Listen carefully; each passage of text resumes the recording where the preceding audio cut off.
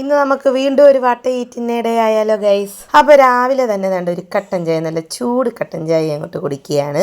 ഇച്ചിരി ക്ഷീണത്തിലാണ് കേട്ടോ, ചപ്പാത്തി ഉണ്ടാക്കിയ ക്ഷീണത്തിലാണ് അവിടെ വന്ന് മാറിയിരിക്കുന്നത് കേട്ടോ. പിന്നെ ആമിക്കുഞ്ഞിനും ഫുഡ് കൊടുത്ത് അമ്പാടിമോന് പോകേണ്ട ദിവസവും കൂടെ ആയിരുന്നു കേട്ടോ. അതും കഴിഞ്ഞിട്ട് വന്നിട്ടാണ് ഞാൻ വേണ്ട ചപ്പാത്തിയും ഉള്ളിക്കറിയും കഴിച്ചതേ. അത് കഴിഞ്ഞിട്ട് നേരെ കുളിച്ചൊരുങ്ങിയിട്ട് കടയിലോട്ടാട്ടോ പോയത്. അവിടെ ചെന്നപ്പോഴത്തേക്കിനും കുറച്ച് കഴിഞ്ഞപ്പോഴത്തേക്കിനും ഒരു ലേസ് എടുത്ത് കഴിച്ചിട്ടുണ്ട്.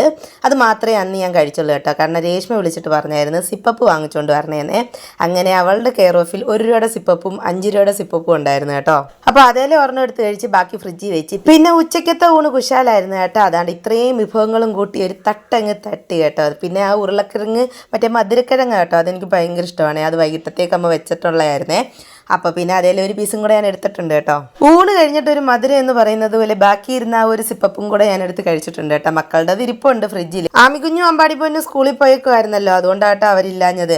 പിന്നെ ദാ വൈകിട്ടായപ്പോഴത്തേക്കിനും ഒരു ചായയും നമ്മുടെ ചക്കയപ്പേരിയില്ലേ, അത് ഞാൻ രേഷ്മയും കൂടെ ഇരുന്ന് കഴിച്ച്. രാത്രിയിൽ ഈ പുഴുക്കാട്ടോ കഴിച്ചത്. അപ്പോൾ ഇന്നത്തെ വിശേഷം ഇത്രയേ ഉള്ളൂ, ബാക്കി നാളെ കാണാം.